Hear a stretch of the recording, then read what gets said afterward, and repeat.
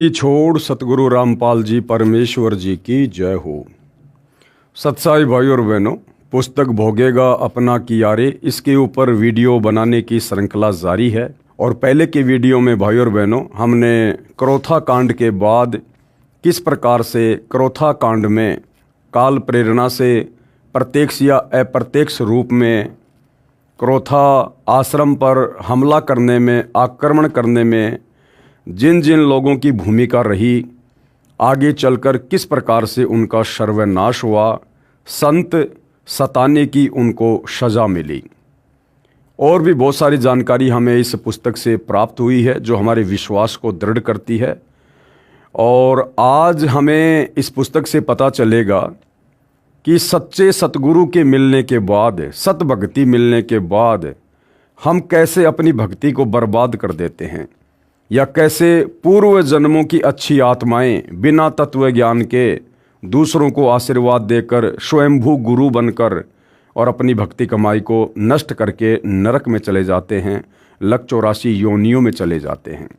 तो अब हम आगे की जानकारी इस पुस्तक से प्राप्त करें, उससे पहले गुरुदेव भगवान का जयकारा लगाते हैं। बंदी छोड़ सतगुरु रामपाल जी भगवान की जय हो।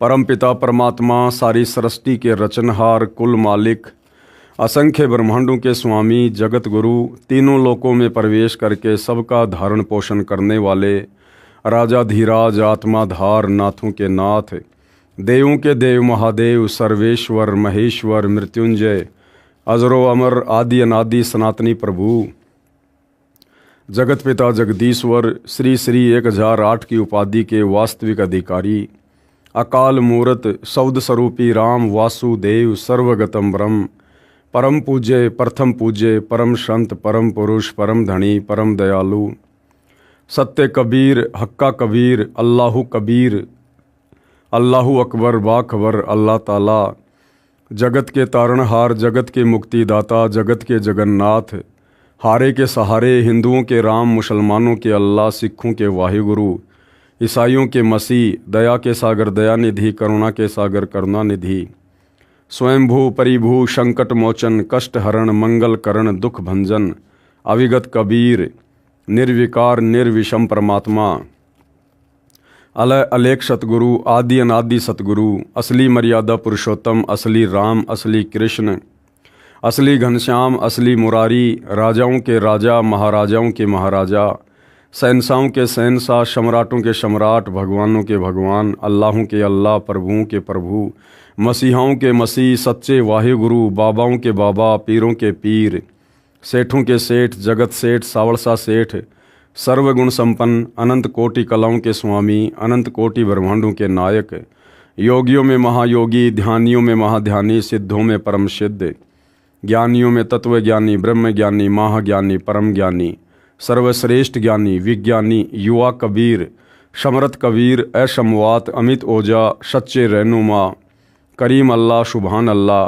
दुनिया के अंतिम पैगंबर, 8 सितंबर 1951 से गांव धनाना, जिला सोनीपत, हरियाणा, भारतवर्ष की पवित्र भूमि पे प्रकट रियल कल की भगवान श्री नारायण साकार हरि, श्री बाबा साहेब नूर अनंत परमात्मा, सच्चे दरवेश, सच्चे बाखबर, संत श्रोमणी सतगुरु रामपाल जी परमेश्वर जी के चरण कमल में साध संगति से जुड़े हुए देश विदेश से आप और हम सभी सत्सेवक भाई बहनों का अनंत कोटि दंडवत प्रणाम।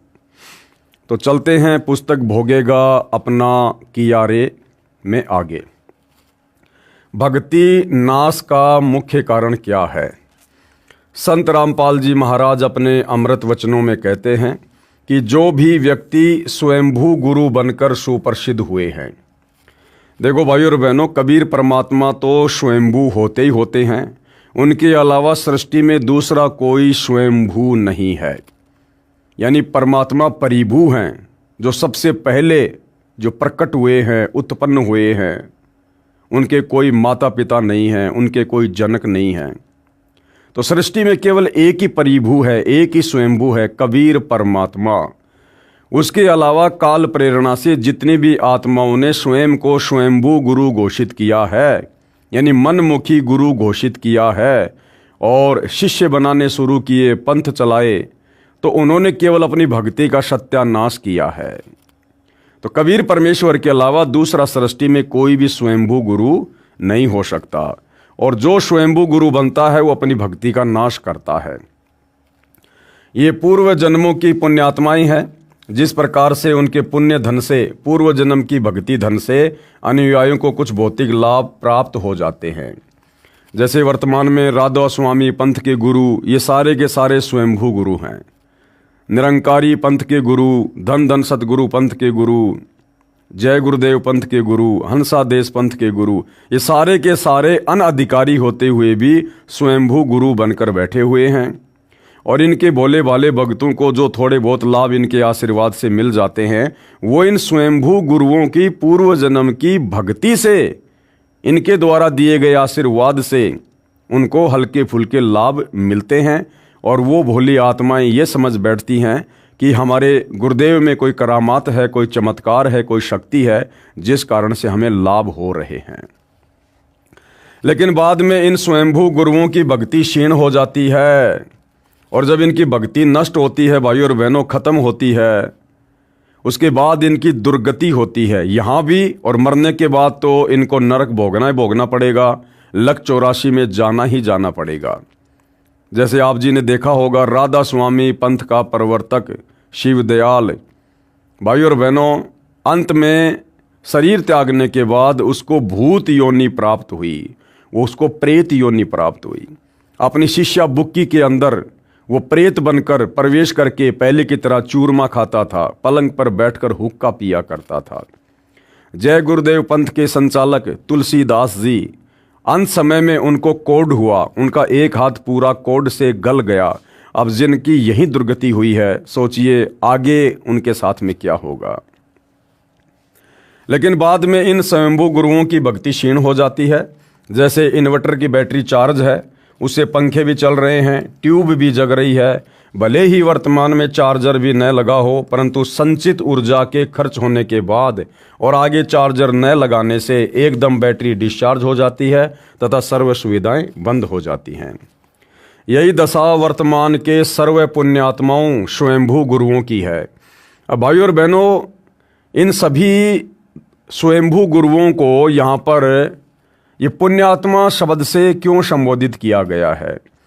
क्योंकि ये भी कभी न कभी कबीर परमात्मा जब इस पृथ्वी पर रह रहकर सतगुरु रूप में, तत्वदर्शी संत के रूप में आते हैं, उस समय इन आत्माओं ने परमात्मा की शरण ग्रहण की थी, और उस समय इन्होंने मर्यादा में रहकर दान धर्म करके भक्ति कमाई इन्होंने अर्जित की थी, बैटरी अपनी चार्ज की थी। लेकिन आगे भक्ति मार्ग पर ठीक प्रकार ना चलने से, गलतियां कर देने से इन आत्माओं का मोक्ष नहीं हो पाया, और काल फिर आगे चलकर इनको किसी जन्म में, जब इनको मनुष्य जन्म प्राप्त होता है, उस पूर्व जन्म की तत्वदर्शी संत की शरण में आने के कारण जो बैटरी चार्ज हुई थी, उसके फलस्वरूप काल इनका दुरुपयोग करता है, इनको गुरुपद देता है और इनकी भी दुर्गति करवाता है, और अन्य आत्माओं को इनके पीछे लगवाकर शिष्यों के रूप में उनकी भी दुर्गति करवाता है।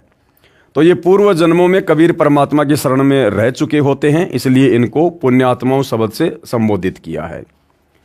यही दशा वर्तमान के सर्व पुण्यात्माओं स्वयंभू गुरुओं की है। ये सर्व पूर्व जन्मों में की भक्ति से चार्ज थे, वर्तमान में शास्त्र अनुकूल भक्ति साधना ना होने के कारण अपना तथा अपने अनुयायियों का जीवन नाश कर गए, कुछ वर्तमान में कर रहे हैं।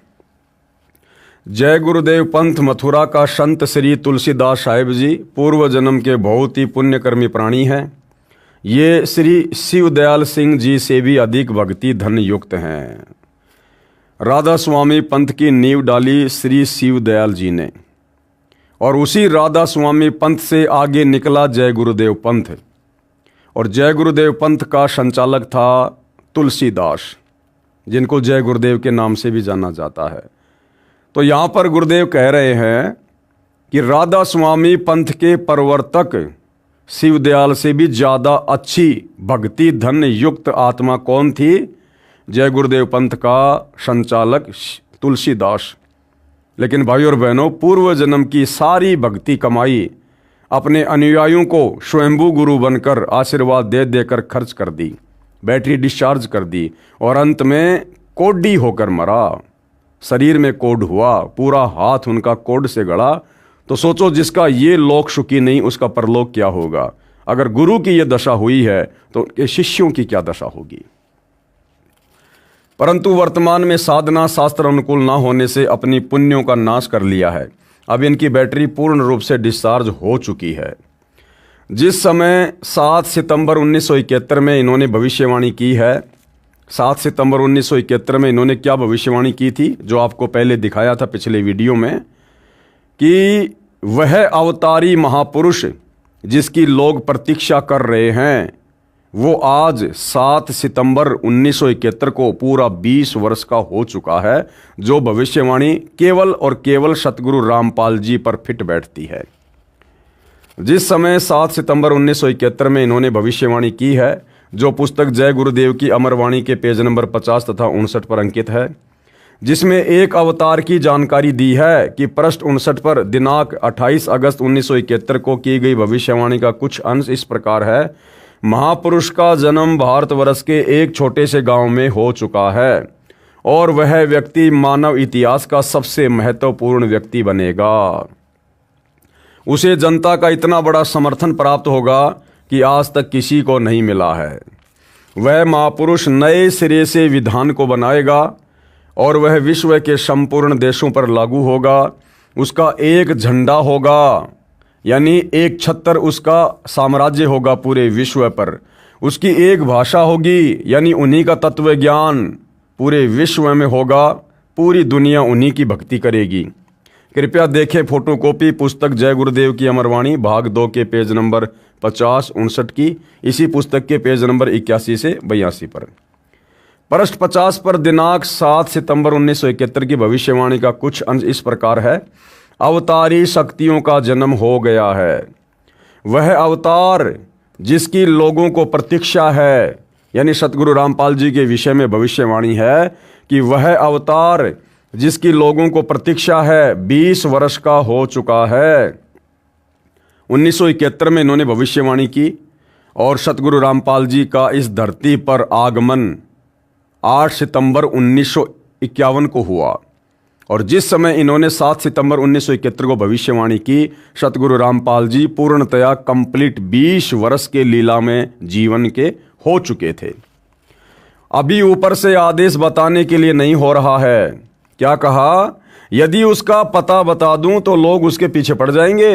अभी ऊपर से आदेश बताने के लिए नहीं हो रहा है। मैं समय का इंतजार कर रहा हूं। समय आते ही सबको सब कुछ मालूम हो जाएगा और वो समय बहुत नज़दीक है भाई और बहनों। सन 2028 के बाद पूरे विश्व को पता चलेगा कि वो महापुरुष कौन है। विवेचन कर रहे हैं गुरुदेव भगवान। संत रामपाल जी महाराज का जन्म 8 सितंबर 1951 को गांव धनाना, जिला सोनीपत, प्रांत हरियाणा, भारत में किसान जाट परिवार में हुआ। दिनांक 7 सितंबर 1971 को संत रामपाल जी महाराज की आयु, यानी लीला में आयु, ठीक 20 वर्ष की थी। 8 सितंबर 1971 को 21वां वर्ष प्रारंभ होता है।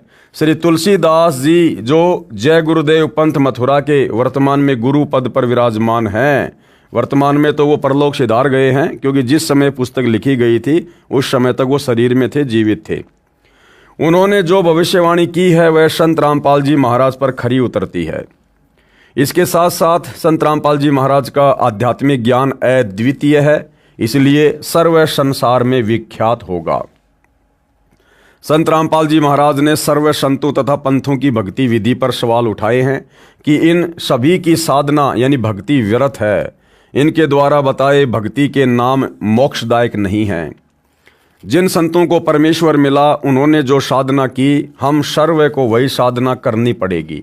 परमेश्वर प्राप्त संतों ने जो नाम जाप किए, जिनसे उनका मोक्ष हुआ, वे मंत्र वर्तमान में संत रामपाल जी महाराज के अतिरिक्त किसी के पास नहीं हैं। यदि श्री तुलसीदास जी जय गुरुदेव पंथ मथुरा वाले की दिव्य दृष्टि काम करती है तो बताएं कि वास्तव में वह महापुरुष संत रामपाल जी महाराज है या कोई अन्य है। हमें तो 100% विश्वास है कि संत रामपाल जी महाराज जी ही वह महापुरुष अवतार हैं जिसके विषय में सर्व भविष्य वक्ताओं ने भविष्यवाणियाँ की हैं। एकमात्र संत रामपाल जी महाराज ने ही अपने अनुयायियों की शराब, तमाकू, मांस, चोरी, रिश्वतखोरी आदि आदि सर्व बुराइयां छुड़वाई है। श्री तुलसीदास साहिब जी मथुरा में जय गुरुदेव पंथ के वर्तमान प्रमुख ने तथा अन्य भविष्य वक्ताओं ने केवल इतना कार्य किया है, जैसे खगोल भूगोल का ज्ञाता ये बताए कि कल सूर्य 6:45 पर उदय होगा।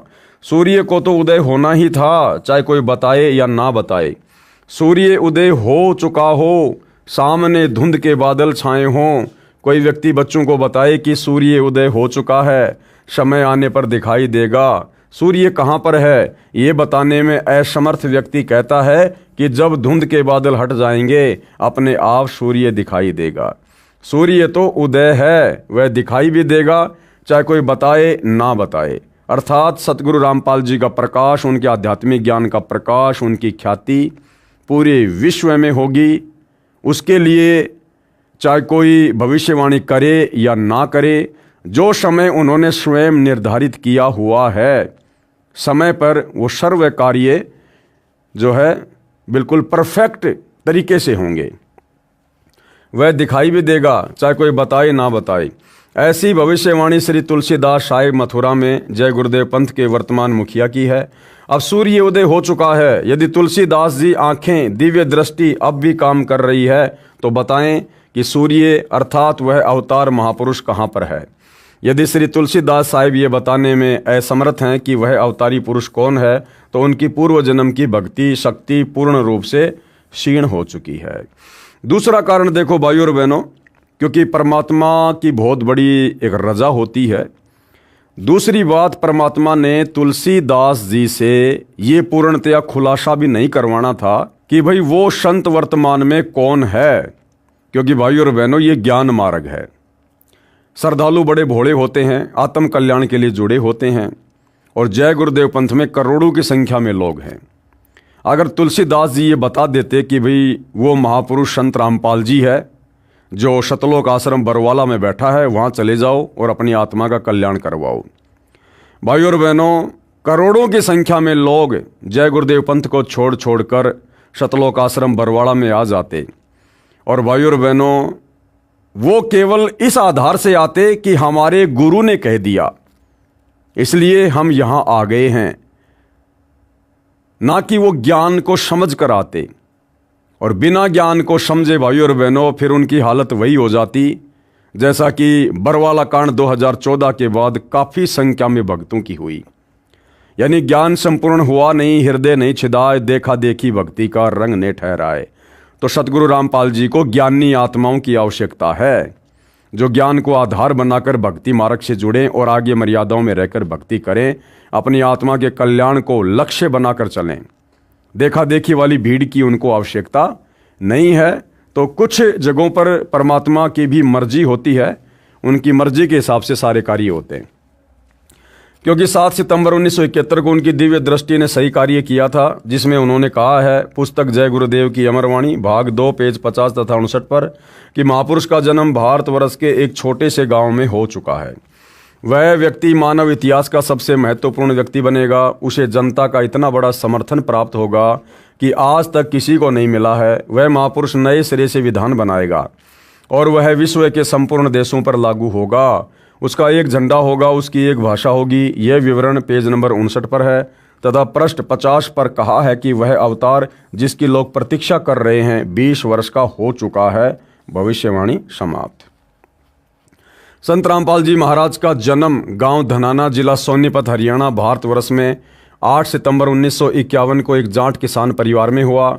जय गुरुदेव पंथ मथुरा के मुखिया श्री तुलसीदास साहिब के अनुसार 7 सितंबर 1971 को संत रामपाल जी महाराज ठीक 20 वर्ष के हुए थे तथा 8 सितंबर से उनके शरीर की आयु का 21वां वर्ष प्रारंभ हुआ था।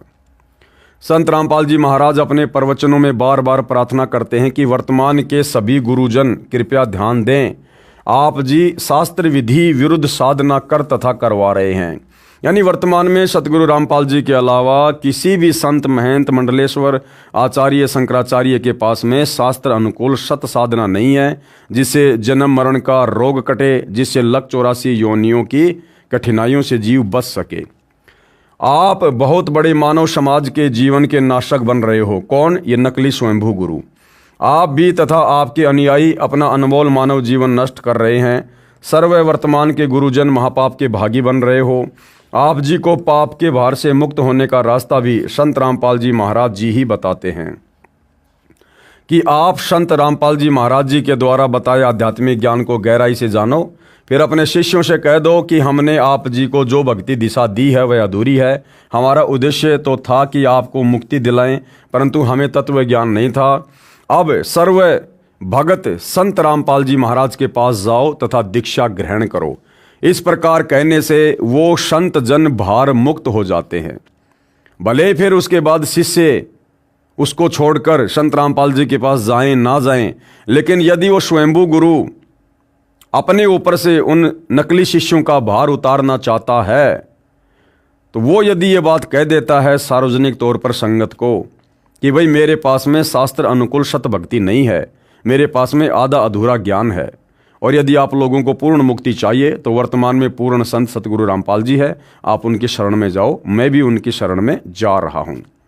तो इतना कह देने मात्र से भाई और बहनों और सतगुरु रामपाल जी से उपदेश लेते ही वह संत पूर्णतया अपने शिष्यों से भार मुक्त हो जाता है। परंतु जय गुरुदेव जी ने ऐसा नहीं किया। इस प्रकार कहने से गुरुजन पाप के भार से मुक्ति प्राप्त कर लेंगे, फिर स्वयं भी अपना कल्याण कराएं। वह संत रामपाल जी महाराज जी के पास आकर नाम दीक्षा ग्रहण करें। संत रामपाल जी महाराज कहते हैं कि सर्व संत तथा भगतजन जो दिशा भ्रष्ट हैं, मुझदास के पास आओ, अभिमान बड़ाई को त्यागो, मुझे अपना बच्चा जानकर अपने जन्म मृत्यु के दीर्घ रोग का नाश कराओ। जैसे किसी का बच्चा डॉक्टर बन जाता है, उसके पास उपचार के लिए जाने में संकोच कैसा, वह डॉक्टर बच्चा तो अपने माता पिता भाई बहन तथा छोटे बड़े सर्व समाज के व्यक्तियों का उपचार करता है। ठीक इसी प्रकार संत रामपाल जी महाराज के पास जन्म मृत्यु के रोग को नाश करने की जड़ी सतनाम जो 2 अक्षर का है तथा सारनाम जिसे आदि नाम भी कहते हैं, डॉक्टर के पास दूसरे डॉक्टर भी तो अपना उपचार कराने आते हैं। इसमें मान बढ़ाई का प्रश्न नहीं है। संत रामपाल जी महाराज अपने प्रवचनों में बताते हैं कि जब यह तत्व ज्ञान वर्तमान गुरुओं को समझ आ जाएगा तो इनके सामने काल एक और बाधा खड़ी करेगा कि हमारा सर्व जीवन इस साधना में व्यतीत हो गया, अब हमारा कल्याण कैसे होगा। यदि गुरु बदल लिया तो हम घर के रहे ना घाट के। उन्हें इस शंका के समाधान के लिए एक उदाहरण है। महर्षि रामानंद पंडित जी, महर्षि रामानंद पंडित जी, भाई उनसे बड़े गुरु, उनसे बड़े दार्शनिक, उनसे बड़े ज्ञाता वेदों के, गीता के, पुराणों के आज वर्तमान में देश के चारों शंकराचार्य भी नहीं हैं। और उस पंडित रामानंद ने ज्ञान समझ में आने के बाद समाज को, मान बढ़ाई को, अहंकार को एक कोने में पटक दिया और कबीर परमेश्वर जी उनको गुरु धारण किया। जबकि कबीर जी की उस समय शरीर की लीला में आयु मात्र 5 वर्ष की थी और पंडित रामानंद जी का पूरे विश्व में बोलबाला था। उस समय 104 वर्ष के थे वो, लेकिन उन्होंने अपना आत्म कल्याण देखा, मोक्ष देखा, समाज नहीं देखा, मान बढ़ाई नहीं देखी। महर्षि रामानंद पंडित जी जिस समय 104 वर्ष के हो चुके थे, उस समय परमेश्वर कबीर जी ने उनको तत्व ज्ञान समझाया तथा सतलोक में अपनी समर्थता से परिचित कराया। उस समय स्वामी रामानंद जी ने 1400 ऋषि शिष्य बना रखे थे जो अन्य स्थानों पर प्रचार किया करते थे। तब महर्षि रामानंद जी ने यह प्रश्न परमेश्वर कबीर जी के समक्ष किया था कि हे परमेश्वर, अब मेरा क्या होगा। यानी पूरी जिंदगी सैकड़ों वर्ष की मैंने इसी शास्त्र विरुद्ध साधना में बिता दी, अब मेरे पास में जीवन शेष नहीं है, अब मेरा कल्याण कैसे होगा। यदि मैं आपसे उपदेश ले लूं तो मेरी पूर्व साधना का क्या होगा। अब आयु बहुत ही कम शेष है, आप वाली भक्ति कैसे कर पाऊंगा, कहीं मैं घर का रहूं ना घाट का। तो परमेश्वर कबीर जी ने उस पुण्यात्मा की शंका का समाधान इस प्रकार किया था। कैसे? उस समय परमेश्वर कबीर जी की लीला में आयु 5 वर्ष की थी। परमेश्वर कबीर जी ने कहा, स्वामी जी, जैसे बच्चा 10वीं कक्षा में पढ़ रहा है, उसको आगे की शिक्षा का ज्ञान न हो तो उसे कहें कि आप आगे की उच्च कक्षा में प्रवेश पाओ, वह बच्चा कहे कि मेरी पीछे की पढ़ाई का क्या होगा। तो ये प्रश्न अबोध बच्चे ही किया करते हैं। फिर परमेश्वर कबीर जी ने कहा, स्वामी जी, यानी कबीर परमेश्वर जी ने मर्यादा बनाए रखने के लिए महर्षि रामानंद जी को गुरु बना लिया था, इसलिए स्वामी शब्द से संबोधित कर रहे थे। यह आध्यात्मिक मार्ग है। मर्यादा में रहकर भक्ति करने से आध्यात्मिक लाभ शीघ्र ही प्राप्त हो जाता है। मैं यानी कबीर परमेश्वर यानी 5 वर्ष की लीला में आयु में उस समय कबीर परमात्मा ने कहा कि मैं कबीर परमेश्वर आपको सत्य नाम जो 2 अक्षर का है, जिसमें एक ओम तथा दूसरा तत् जो सांकेतिक है, वो दूंगा, जिसके एक सुमरण से इतनी भक्ति धन प्राप्त होता है कि 14 लोक की कीमत भी कम रह जाए। यानी रामानंद जी ने शास्त्र विरुद्ध साधना करके जो भक्ति कमाई, जो भक्ति धन सैकड़ों वर्ष की उम्र में नहीं जोड़ा था, उससे कहीं ज्यादा भक्ति धन कबीर परमेश्वर से सतनाम लेकर मर्यादा में रहकर एक सुमरण करने से प्राप्त हो जाता है। सतनाम पालड़े रंग होरी हो, 14 लोक चढ़ावे राम रंग होरी हो। यानी एक तराजू के एक पालड़े में वो सतनाम जो 2 अक्षर का है वो रख दो, और एक पालड़े में 14 लोक वो चढ़ा दीजिए, तो भी सतनाम वाले पालड़े का वजन ज्यादा रहेगा। इतनी कीमत उस मंत्र की है। 3 लोक पाशंग धरे रंग होरी हो, तो ना तुले तुलाया राम रंग होरी हो। कबीर परमेश्वर जी ने फिर कहा कि हे स्वामी जी, जीवन तो थोड़ा ही भला जो सत सुमरण होय, अगर सच्चा नाम मिल जाए तो लंबे चौड़े जीवन की आवश्यकता नहीं है। लाख वर्ष का जीवना लेखे धरे न कोई। इस सतनाम तथा सारनाम यानी आदि नाम के जाप को श्रद्धा से करने से शीघ्र ही मोक्ष लाभ हो जाता है। इस मंत्र के बिना चाहे लाख वर्ष की गलत साधना करते रहो, कोई लाभ नहीं है। और दूसरा उदाहरण क्या दिया, यदि कोई व्यक्ति यात्रा कर रहा है, उसने दिल्ली से बरवाला जिला हिसार हरियाणा में आना है, वह जा रहा है दिल्ली से आगरा की ओर तथा जा चुका है 200 किलोमीटर। वहाँ कोई उसे कहे कि आपकी दिशा ठीक नहीं है, आप विपरीत मार्ग पर जा रहे हो, उस यात्री को विचार करना चाहिए कि सामने वाले व्यक्ति ने ऐसा क्यों कहा। यदि आपको विश्वास नहीं आया हो तो मानचित्र देखना चाहिए। सर्व जांच करने के पश्चात यात्री को पता चला कि वास्तव में मेरा मार्ग गलत है। फिर वह यात्री ये कहे कि मैंने इतना रास्ता 200 किलोमीटर तय कर लिया, इसको कैसे छोड़ूं, इतना समय लगा दिया, इसका क्या बनेगा। क्या बुद्धिमान व्यक्ति यह प्रश्न करेगा? नहीं, वह यात्री उस व्यक्ति का धन्यवाद करेगा जिसने सावधान किया तथा सही मार्ग बताया। उपरोक्त प्रथम उदाहरण में स्वामी रामानंद जी वेदों तथा श्रीमद् भगवद गीता व पुराणों को आधार मानकर साधना कर रहे थे। वे 10वीं कक्षा तक की शिक्षा ग्रहण कर रहे थे तथा कई जन्मों से उसी कक्षा में ही पास फेल हो रहे थे। उनके लिए कहा गया है कि उन्हें आगे की शिक्षा ग्रहण करने के लिए पूर्व विद्यालय तथा पूर्व गुरु त्यागने होंगे तथा आगे की शिक्षा परमेश्वर कबीर जी सत्य पुरुष ने स्वयं तत्वदर्शी संत के रूप में आकर बताई है, जो जन्म मरण से पूर्ण मुक्ति दिलाती है, जो महर्षि रामानंद जी ने सहर्ष स्वीकार की। दूसरा उदाहरण राधा स्वामी पंथ तथा उनकी शाखाओं जय गुरुदेव पंथ मथुरा, धन धन सतगुरु, सच्चा सौदा सिरसा, जगमाल वाली तथा गंगवा हिसार के पास, श्री तारा चंद जी दिनोद भिवानी के पास, श्री कृपाल सिंह वाला राधा स्वामी पंथ तथा ठाकुर सिंह वाला पंथ तथा निरंकारी पंथ, हंसादेश पंथ आदि पर खरा उतरता है।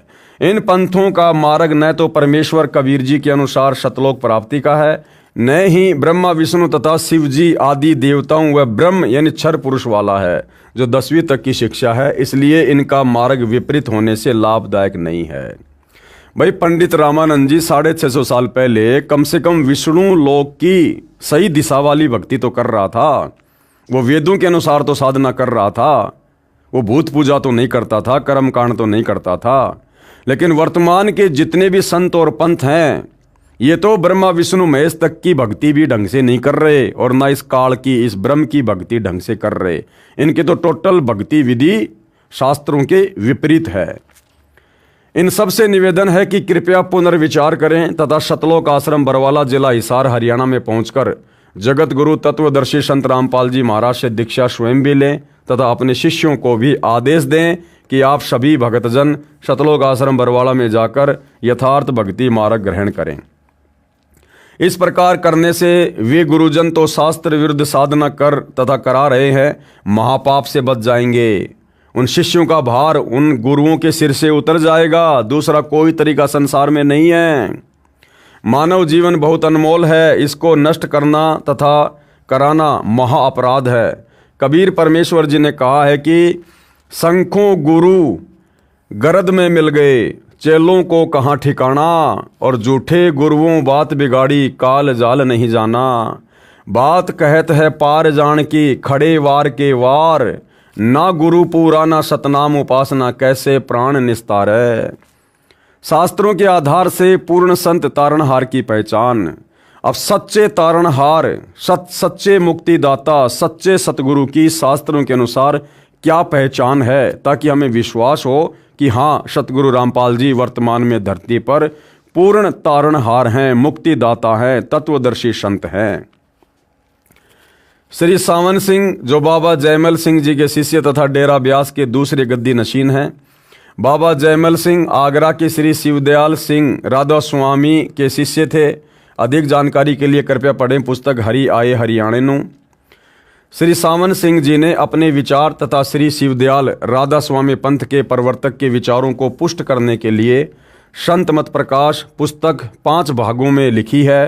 संत मत प्रकाश भाग 4 पेज नंबर 261-262 पर श्री गुरु ग्रंथ साहिब से श्री नानक जी की अमरवाणी तथा परमेश्वर कबीर जी की अमृतवाणी का हवाला देकर अपने मत को पुष्ट करने की कुचेष्टा की है, जो उनके विपरीत ही है, जो इस प्रकार है। पुस्तक संत मत प्रकाश भाग 4 के पेज नंबर 261 पर लिखा है कि गुरु ग्रंथ साहिब में लिखा है, यानी सतगुरु रामपाल जी नहीं कह रहे कि गुरु ग्रंथ साहिब में ये वाणी लिखी हुई है। सतगुरु रामपाल जी तो राधा स्वामी पंथ वालों की पुस्तक को दिखाकर कह रहे हैं कि राधा स्वामी पंथ वाले कह रहे हैं कि श्री गुरु ग्रंथ साहिब में ये वाणी लिखी है। कौन सी वाणी? सोई गुरु पूरा कहावे, जो 2 अक्षर का भेद बतावे, एक छुड़ावे एक लखावे, तो प्राणी निज घर को जावे। अब एक काल प्रेरित पंथ है भाई और बहनों, उसको पंथ भी नहीं कह सकते, बस ऐसे ही हुआबाई वाली बातें हैं। एक मदन पंथ है जिसका वर्तमान में एक स्वयंभू गुरु बना हुआ है नितिन, तो वो बार बार इस वाणी का जिक्र करता है कि भाई संत रामपाल जी कहते हैं कि ये जो वाणी है, सोई गुरु पूरा कहावे, 2 अक्षर का भेद बतावे, एक छुड़ावे एक लखावे, तो प्राणी निज घर को जावे। तो वो अपने भक्तों को भ्रमित करता है कि संत रामपाल जी कह रहे हैं कि ये वाणी गुरु ग्रंथ साहिब में लिखी हुई है, और कहता कि मुझे दिखा दो गुरु ग्रंथ साहिब में कहाँ लिखी है, अर्थात संत रामपाल जी झूठ बोल रहे हैं। तो भाई सतगुरु रामपाल जी तो पहले क्लियर कर चुके हैं, उन्होंने अपनी तरफ से नहीं कहा कि ये वाणी गुरु ग्रंथ साहिब में लिखी हुई है। संत रामपाल जी तो ये कह रहे हैं कि राधा स्वामी पंथ के गुरुओं ने अपनी पुस्तकों में, यानी संत मत प्रकाश भाग 4 में, और पेज नंबर भी लिख के बता दिया 261 पर, उन गुरुओं ने लिखा है कि ये वाणी गुरु ग्रंथ साहिब में लिखी हुई है, ना कि सतगुरु रामपाल जी कह रहे हैं कि सोई गुरु पूरा कहावे, जो 2 अक्षर का भेद बतावे, एक छुड़ावे एक लखावे, तो प्राणी निज घर को पावे। जे तू पढ़्या पंडित बिन 2 अक्षर बिन 2 नावा, प्रणवत नानक एक लंगाए, जेकर सच समावा। फिर परमेश्वर कबीर साहिब जी की वाणी का हवाला देकर लिखा है कि कबीर जी भी यही कहते हैं, क्या कहे कबीर अक्षर 2 भाक, होएगा कसम तो लेगा राख। यानी सच्चा सतगुरु होगा तो तुझे मुक्ति दिला देगा, अगर उसके कहे अनुसार वो 2 अक्षर सतनाम के जाप करेगा तो। फिर पृष्ठ 262 पर संत मत प्रकाश भाग 4 पर श्री नानक जी की वाणी का हवाला दिया है, जो इस प्रकार है। वेद कतेब सिमरत सब सासत, इन पढ़्या मुकत न होई, एक अक्षर जो गुरुमुख जापे, तिसकी निर्मल सोई। उपरोक्त वाणियाँ स्वयं कबीर परमेश्वर जी तथा परमात्मा प्राप्त संत नानक देव जी की हैं। इसका अनुवाद व भावार्थ श्री सावन सिंह जी ने गलत किया है, कहा है कि वे 2 अक्षर पार ब्रह्म में आगे जाकर मिलेंगे। राधा स्वामी पंथ के संत तथा शाखाओं के संत 5 नाम ररंकार, ओंकार, ज्योति निरंजन, सोहम तथा सतनाम तथा अकाल मूर्ति, सत्य पुरुष, शब्द स्वरूपी राम व राधा स्वामी नाम दान करते हैं। 2.5 घंटे सुबह व 2.5 घंटे शाम हठ योग करने से मोक्ष बताते हैं। जो साधना किसी भी परमात्मा प्राप्त संत तथा परमेश्वर कबीर जी की अमर वाणी से मेल नहीं खाती है। पूर्वोक्त अमृतवाणी में श्री नानक जी तथा परमेश्वर कबीर जी ने स्पष्ट किया है कि तारणहार परम संत वही है जो 2 अक्षर का भेद बताता है, यानी जिसके पास में शतनाम का भेद हो। शतनाम में 2 अक्षर होते हैं, केवल शतनाम शतनाम ये कोई जाप मंत्र नहीं है। शतनाम तो संकेत है सच्चे नाम की तरफ, जो 2 अक्षर का भेद बताता है, क्योंकि 2 अक्षर का जाप करने को कहा है। गुरुमुख होकर अर्थात गुरुजी जिन 2 अक्षर के नाम का जाप करने को कहते हैं वह शतनाम है। उस शतनाम में 2 अक्षर इस प्रकार हैं, ओम तथा दूसरा तत्। ओम तो सीधा सीधा इस ब्रह्म का है, काल का है, और दूसरा है अक्षर पुरुष का। वो केवल अधिकारी गुरु ही उपदेशी को बताता है कि ये जो तत् है, जो सांकेतिक है, इसका वो वास्तविक मंत्र क्या है। जो कि सांकेतिक है उसको संत रामपाल जी महाराज के अतिरिक्त कोई नहीं जानता। हाँ, वर्तमान में बहुत सारे लोग जान गए हैं उनसे उपदेश लेने के बाद। अब यदि कोई निकम्मी आत्मा उनसे उपदेश लेने के बाद उस मंत्र को स्वयंभू गुरु बनकर आगे देने लग जाए, या गुरुद्रोही या गुरु विमुख होकर उस मंत्र को वैसे बताने लग जाए, तो वो खुद पाप का भागी बनेगा। लेकिन वो मंत्र ऐसे किसी से लेने से, जाप करने से काम नहीं करता है, जब तक अधिकारी गुरु सतगुरु रामपाल जी से उपदेश लेकर मंत्र का जाप ना किया जाए। फिर एक नाम गुरु मुख जापै नानक होत निहाल, जिसका भी अर्थ स्पष्ट है कि 2 अक्षरों अर्थात सतनाम से भिन्न एक नाम और है, जिसे आदि नाम या सार नाम कहा है। वह भी जाप करने का है, उसको भी गुरु जी ही दान करेगा। एक श्री तुलसीदास हाथरस वाले संत हुए हैं। एक तो तुलसीदास जी जय गुरुदेव पंथ के प्रवर्तक हैं, उनके अलावा एक श्री तुलसीदास हाथरस वाले संत हुए हैं। उन्होंने कबीर परमेश्वर जी की वाणी को पढ़कर स्वयंभू संत बनकर अपनी वाणी बनाकर घट रामायण नामक पुस्तक 2 भागों में लिखी है। घट रामायण भाग 1 पृष्ठ 27 पर तुलसीदास जी हाथरस वाले स्पष्ट करते हैं कि 5 नाम काल के जानो। फिर कहा है कि सतनाम ले जीव उबारी, आदि नाम ले काल गिराऊं। इससे भी स्पष्ट है कि 5 नाम काल के हैं। जो 5 नाम वर्तमान में राधा स्वामी पंथ में, धन धन सतगुरु पंथ में दिए जा रहे हैं, वो सारे के सारे काल के नाम हैं। इससे भी स्पष्ट है कि 5 नाम काल के हैं। इनसे अन्य सतनाम तथा आदि नाम, जिसे सार नाम भी कहते हैं, अन्य है जो मोक्षदायक है। निष्कर्ष, पूर्ण संत तारणहार यानी सायरन संत रामपाल जी हैं, जिन्होंने 2 अक्षर का भेद बताया है। सतनाम के 2 अक्षर का भेद केवल सतगुरु रामपाल जी परमेश्वर जी ने बताया है, अन्य किसी के पास नहीं है। राधा स्वामी वाले, सच्चा सौदा वाले परम संत तारणहार नहीं हैं, ये सब नकली हैं। इनसे बचिए तथा संत रामपाल जी महाराज के पास आकर अपना कल्याण करवाएं। तारणहार परम संत की अन्य पहचान, जो पूर्ण संत होगा, मुक्ति का दाता होगा, जगत गुरु होगा, उसकी अन्य क्या पहचान होती है। परमेश्वर कबीर जी ने परम संत तारणहार, जो परमेश्वर कबीर जी का कृपा पात्र होता है, उसकी पहचान बताते हुए कहा है, जो मम संत सत्य शब्द दृढ़ावे, यानी जो मुक्ति का वास्तविक मंत्र जो दान करेगा, वाके संग सब राड बढ़ावें। उस पूर्ण संत के साथ में बाकी जितने भी नकली धर्म गुरु हैं, वो काल प्रेरणा से वाद विवाद करेंगे, लड़ाई झगड़ा करेंगे। ऐसे संत महंतन की करनी, धर्मदास में तो से वर्णी। परमात्मा ने कहा कि धर्मदास, ऐसे मैं तेरे को उन नकली संतों की करनी और उस पूर्ण संत की करनी बताता हूं, कि जो सच्चा संत होगा, जो सच्चा जगत उद्धारक होगा, जो पूर्ण संत होगा, तत्वदर्शी होगा, जो आत्माओं को सत शब्द दान करेगा, सतनाम देगा, सार नाम देगा, कहते हैं उसके साथ में सब लोग काल प्रेरणा से झगड़ा करेंगे।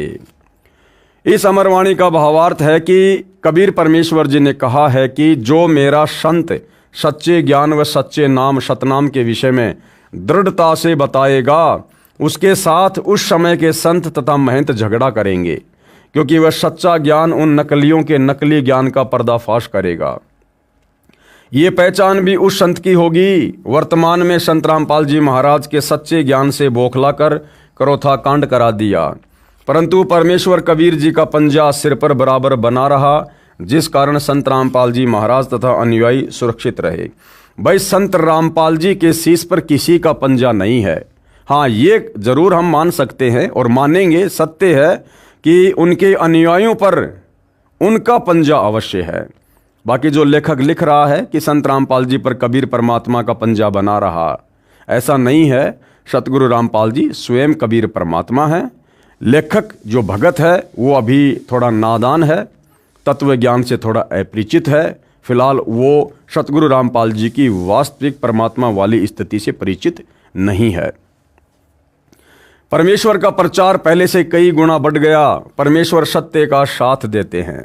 विशेष पुस्तक जय गुरुदेव की अमरवाणी भाग 2 के पेज नंबर 43 पर लिखा है कि भारत जैसे राष्ट्र में हम प्रत्येक व्यक्ति का आदर करते हैं, इसलिए हमारे विधान में आलोचना करने की स्वतंत्रता है, यानी सत्य बताने की स्वतंत्रता है। और हमारा अनुरोध है कि आलोचना सत्य को सामने रखते हुए करनी चाहिए, जिससे जनहित हो। कहाँ लिखा हुआ है? स्वामी जी, साकारी पत्रिका, 14 जून 1971। प्रिय पाठकों, इस पुस्तक जय गुरुदेव की विशेष भविष्यवाणी में सर्व विवेचन परमाणु सहित किया गया है। फिर भी कोई भूल हुई हो तो क्षमा करें। धन्यवाद। परमेश्वर कबीर जी द्वारा अवतार धारण करने की भविष्यवाणी। परमेश्वर कबीर जी द्वारा अवतार धारण करने की भविष्यवाणी। कबीर सागर में कबीर वाणी नामक अध्याय में पेज नंबर 136-137 पर 12 पंथों का विवरण देते हुए वाणी लिखी है, जो इस प्रकार है।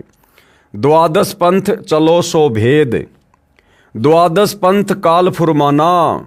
कबीर परमात्मा ने कहा कि धर्मदास, जो 12 नकली कबीर पंथ काल के द्वारा चलाए जाएंगे, उन 12 नकली कबीर पंथों में मोक्ष मार्ग नहीं होगा, काल का पहरा होगा।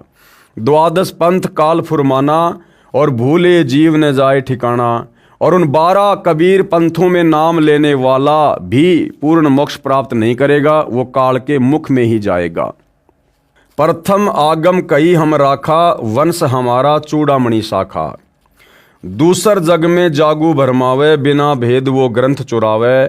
तीसरा सुरती गोपाल ही होई, अक्सर जो जोग दृढ़ावे सोई। चौथा मूल निरंजन बानी, लोक वेद की निर्णय ठानी। पंचम पंथ टकसार भेद ले आवे, नीर पवन को संधि बतावे। सो ब्रह्म अभिमानी जानी, सो बहुत जीवन की करी है हानि।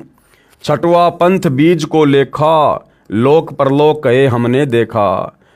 5 तत्व का मर्म दृढ़ावे, 100 बीजक शुक्ल ले आवे। 7वां पंथ सत्य नाभि प्रकाशा, घटके माही मार्ग निवासा। 8वां जीव पंथ ले बोले वानी, भयो प्रतीत मर्म नहीं जानी। 9वें राम कबीर कहावे, सतगुरु भ्रम ले जीव दृढ़ावे। 10वें ज्ञान की काल दिखावे, भई प्रतीत जीव सुख पावे। 11वें भेद परम धाम की बाणी, शाख हमारी निर्णय ठानी। साखी भाव प्रेम उपजावे, ब्रह्म ज्ञान की राह चलावे। तिनमें वंश अंश अधिकारा, तिनमें 100 शब्द होय निर्धारा। संवत 1775 होई, ता दिन प्रेम प्रकटे जग सोई। साखी हमारी ले जीव समझावे, असंख्य जन्म ठोर नहीं पावे। 12वें पंथ प्रकट है बाणी, शब्द हमारे की निर्णय ठानी। अस्थिर गरम का मरम न पावे, ये 12 पंथ हम ही को ध्यावें। 12वें पंथ हम ही चल आवें। फिर कबीर परमात्मा ने क्या कहा कि आगे चलकर उस 12वें पंथ में मैं कबीर खुद ही आऊँगा। 12वें पंथ हम ही चल आवें, सब पंथ मेट एक ही पंथ चलावें। उपरोक्त वाणी में 12 पंथों का विवरण किया है तथा लिखा है कि संवत 1775 में प्रभु का प्रेम प्रकट होगा तथा हमारी वाणी प्रकट होवेगी। संत गरीबदास जी महाराज छुडानी हरियाणा वाले का जन्म 1774 में बैसाख पूर्णमासी को हुआ है। उनको प्रभु कबीर 1784 में मिले थे। यहाँ पर इसी का वर्णन है तथा संवत 1775 के स्थान पर 1774 होना चाहिए, गलती से 1775 लिखा है। दूसरा कारण यह भी हो सकता है कि भारतीय वर्ष चैत्र मास से प्रारंभ होता है। संत गरीबदास जी का जन्म बैसाख मास में हुआ, जो चैत्र के बाद प्रारंभ होता है। कई बार 2 चैत्र मास भी बनाए जाते हैं। उस समय शिक्षा का अति अभाव था। प्रत्येक गांव में एक ही तिथि बताने वाला होता था, वह भी अशिक्षित ही होता था। आसपास के शहर या गांव से तिथि किसी अन्य ब्राह्मण से पता करके फिर गांव में सबको बताता था। इस प्रकार से भी संवत 1774 के स्थान पर संवत 1775 लिखा गया हो। वास्तव में यह संकेत गरीबदास जी के विषय में ही है। भावार्थ ये है कि कबीर परमात्मा ने गरीबदास जी का ज्ञान योग खोलकर उनके द्वारा अपना तत्व ज्ञान स्वयं ही प्रकट किया, जो शत ग्रंथ साहिब रूप में लिपिबद्ध है। कारण ये था कि कबीर वाणी में नकली कबीर पंथियों ने मिलावट कर रखी थी, इसलिए परमेश्वर कबीर की महिमा का ज्ञान पुनः प्रकट कराया। फिर भी तत्व भेद यानी सार ज्ञान गुप्त ही रखा। जो अब प्रकट हो रहा है वो सार ज्ञान, वो तत्व ज्ञान, वो गुप्त भेद केवल सतगुरु रामपाल जी के पास है।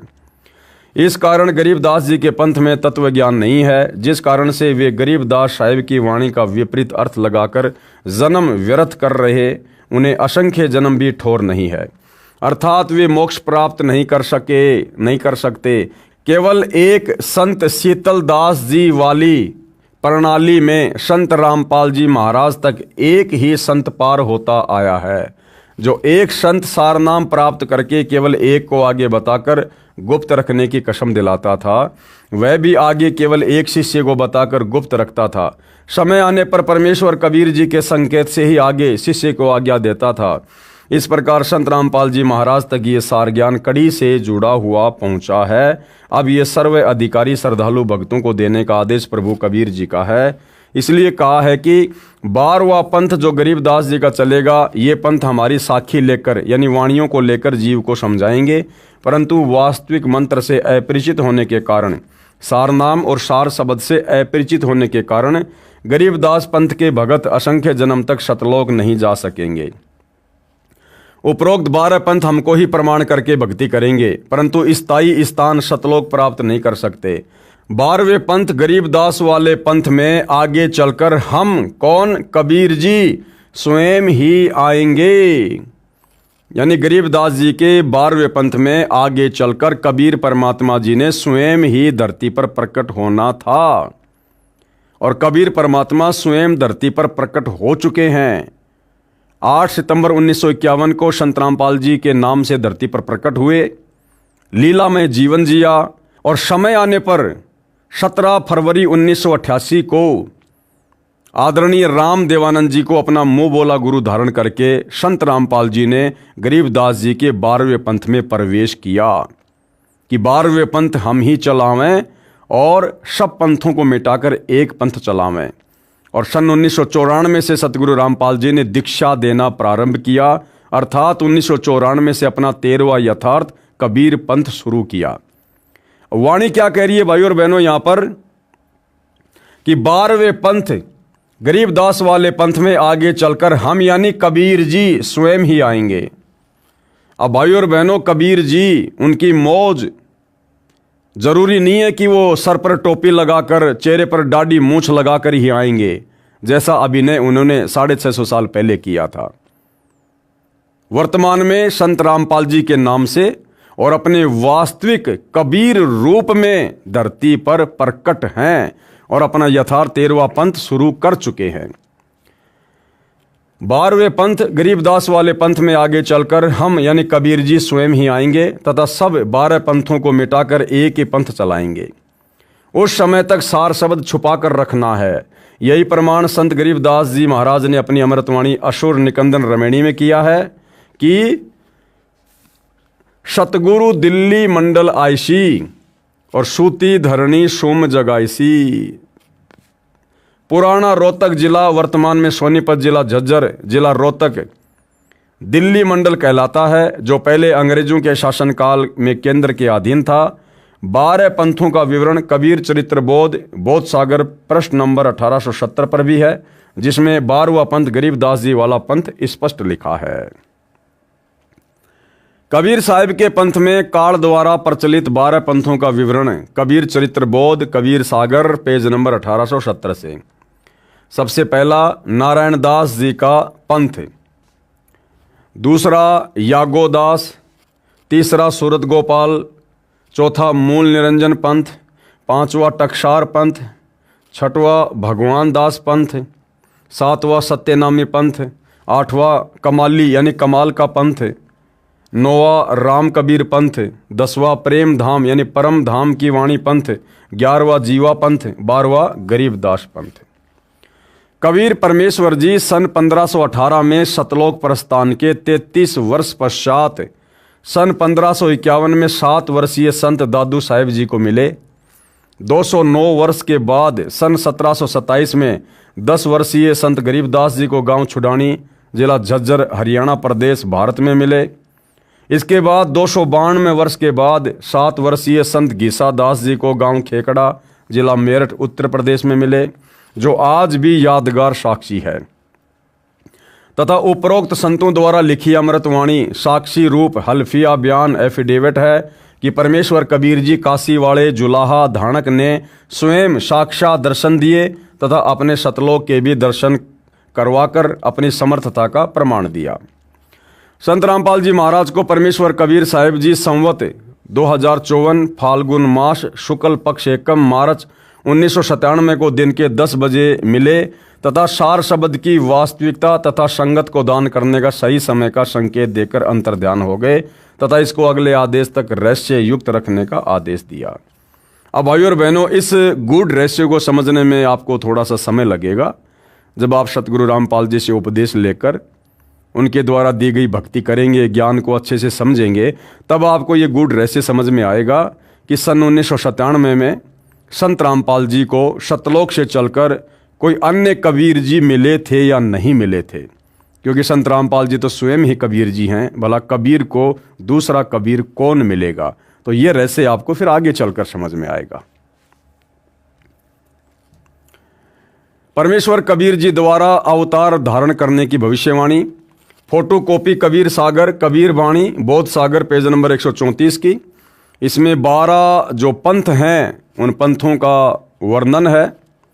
साखी वन स्थापे सो सार है, जो गुरु दिड़के देही सांचे दाव बताव ही जीव अपन कर ले ही। धर्मदास उवाच, धर्मदास बिनती अनुसारी साहब विनती सुनो हमारी, पंथ पंक्ति कैसे नीर बहाई सो गुरु साचे दया कराई। सतगुरु उवाच, धर्मदास मैं कहूँ समझाई, हम ही तुम ही कैसे बन आई, ऐसे नाद मिले बिंद को जाई तभी हंस पहुँचे वह ठाई।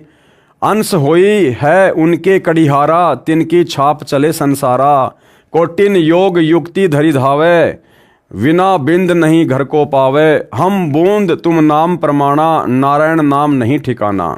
वंश विरोध चली है पुनि आगे, काल दगा सब पंथ ही लागे।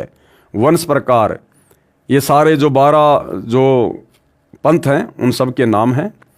इस फोटोकॉपी में 13 वंशों का विवरण है, जिसमें 12 तो वही हैं जो 12 पंथों के मुखिया थे, जिनमें काल का दाव लगा रहा।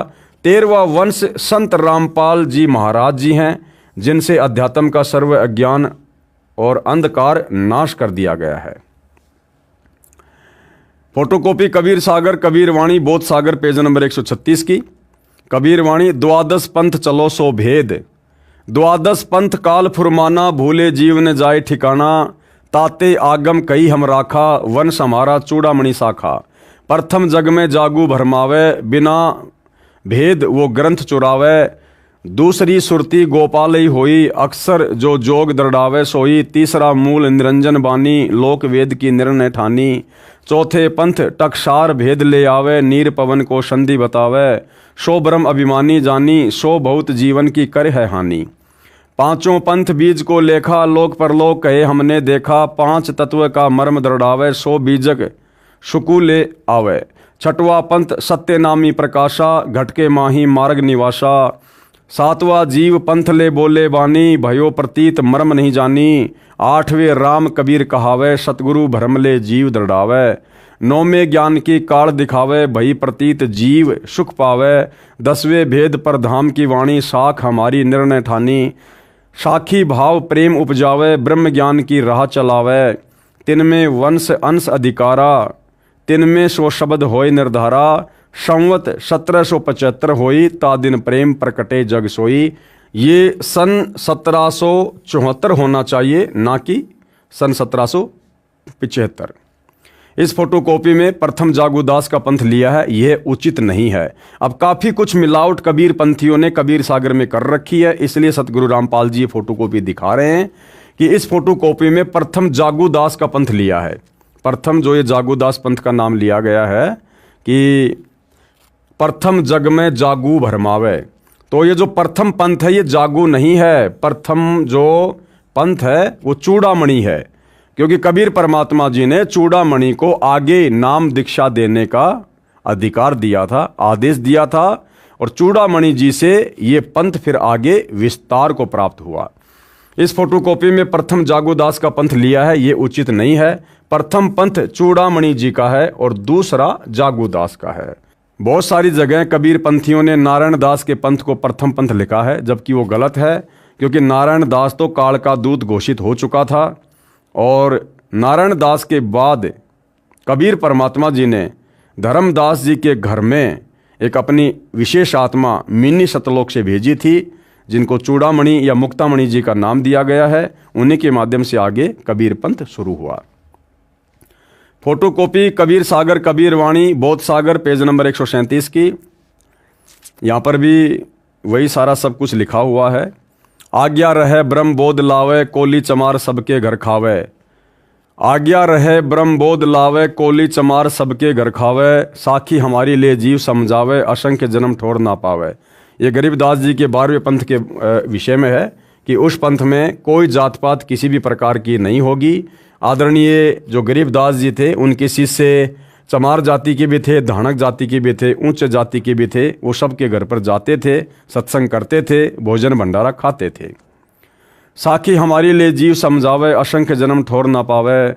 12वें पंथ प्रकट है वाणी, शब्द हमारे के निर्णय ठानी।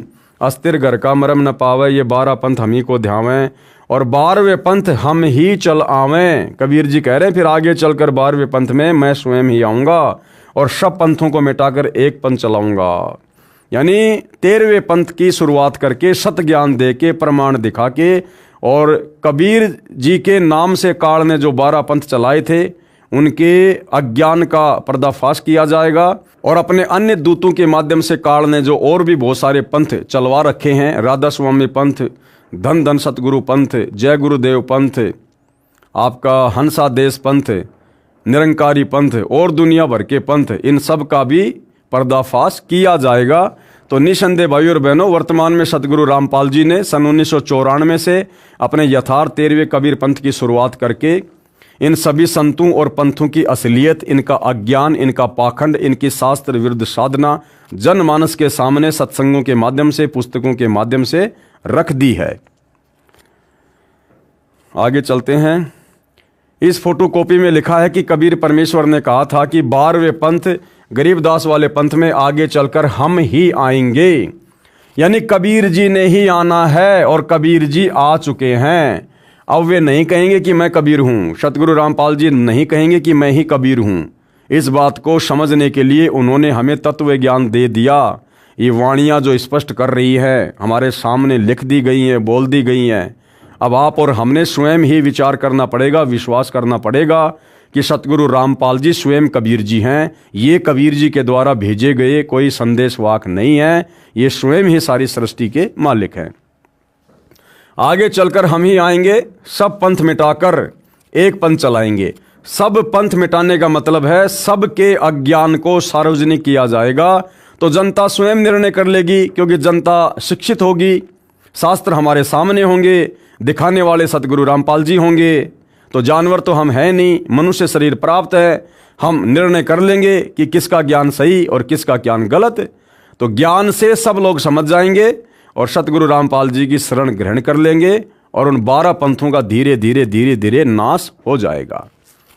सब पंथ मिटाकर एक पंथ चलाएंगे। परमेश्वर कबीर जी के प्रतिनिधि संत रामपाल जी हैं। ये लेखक की अपनी ज्ञानहीनता है, उन्होंने सतगुरु रामपाल जी को अभी जाना नहीं, अभी पहचाना नहीं, जिस कारण से वे बार बार संत रामपाल जी को कबीर जी के प्रतिनिधि के रूप में पेश कर रहे हैं।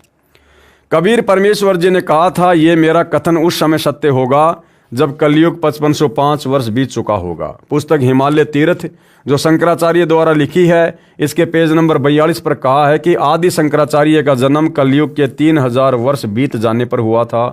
पुस्तक ज्योतिर्मय ज्योतिर्मठ के पेज नंबर 11 पर लिखा है कि आदि शंकराचार्य का जन्म ईसा मसीह से 508 वर्ष पहले हुआ था।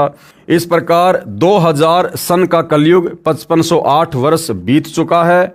अधिक ज्ञान के लिए पढ़िए पेज नंबर 103 पर।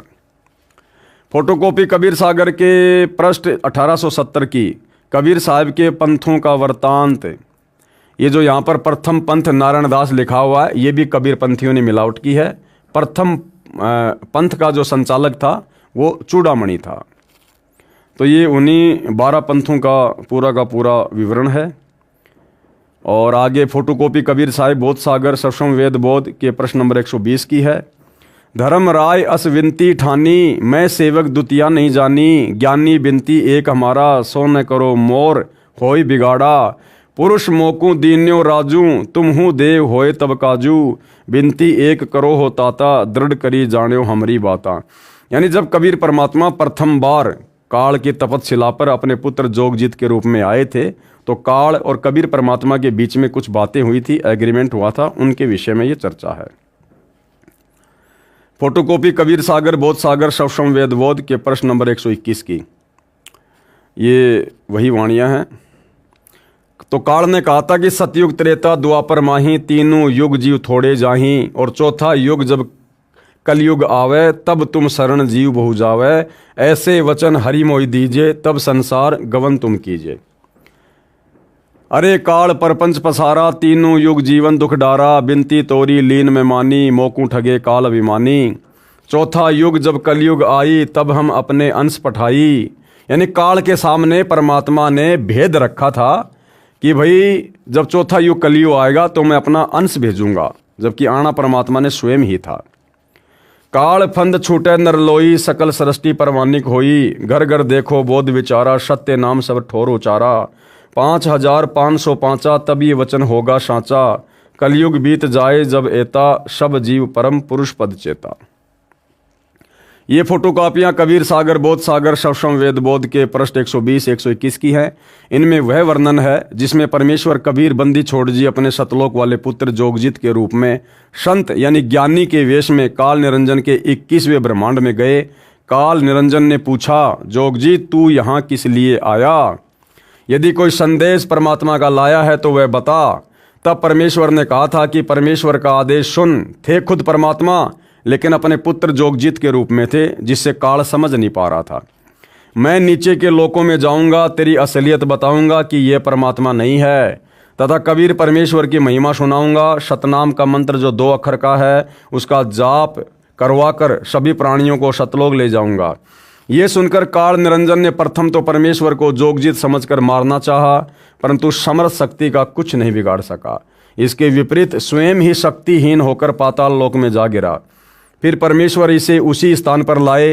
तब इसने विनम्र होकर जोगजीत रूप में कबीर परमेश्वर से प्रार्थना की कि हे बड़े भाई, आप 3 युगों में जीव थोड़े यानी कम लेकर जाना, यानी सतयुग त्रेता द्वापर में सतलोक में बहुत ही कम आत्मा लेकर जाना।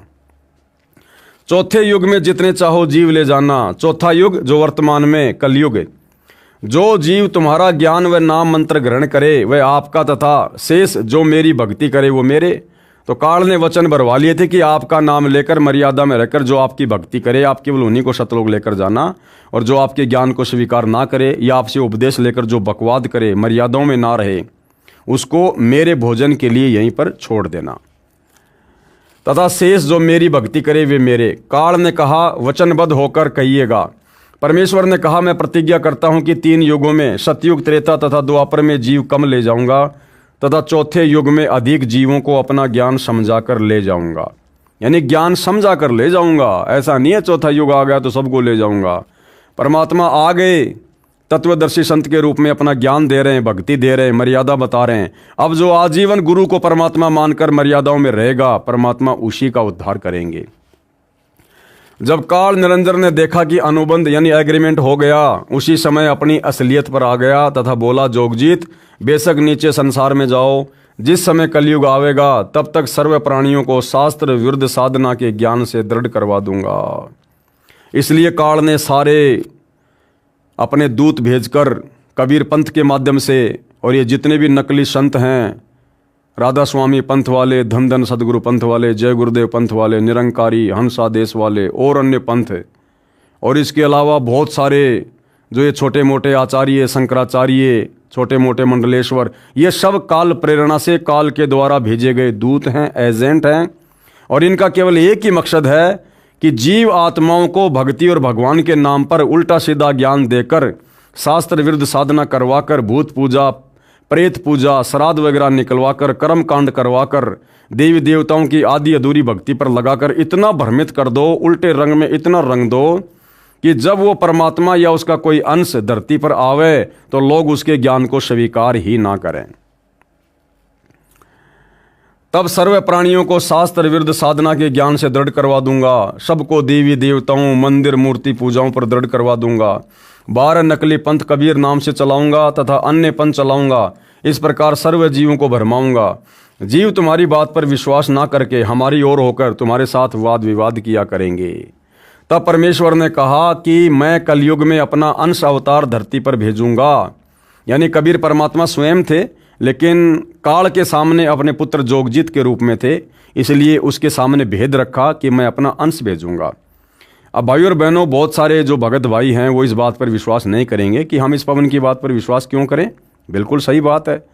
तो चलो आपको सतगुरु रामपाल जी के मुख कमल से सुना देते हैं यही प्रकरण, जिसमें धर्मदास जी को जब चिंता हो गई कि परमात्मा आज वर्तमान में कोई आपके ज्ञान को स्वीकार नहीं कर रहा और आप कह रहे हो आगे तो कलयुग बहुत ही भयंकर होगा, उस समय लोग कैसे आपके ज्ञान को स्वीकार करेंगे, कैसे आप आत्माओं की मुक्ति करोगे, मेरे वंशजों की मुक्ति करोगे। तब कबीर परमात्मा ने धर्मदास जी को कहा कि धर्मदास, तुझे सच्ची बात बता दूं कि मैं खुद ही जाऊंगा, मेरा कोई अंश, कोई वंश, कोई अवतार नहीं जाएगा। कबीर जी ने कहा कि जब कलयुग 5505 वर्ष बीत जाएगा धर्मदास, मैं खुद ही जाऊंगा 12वें पंथ में।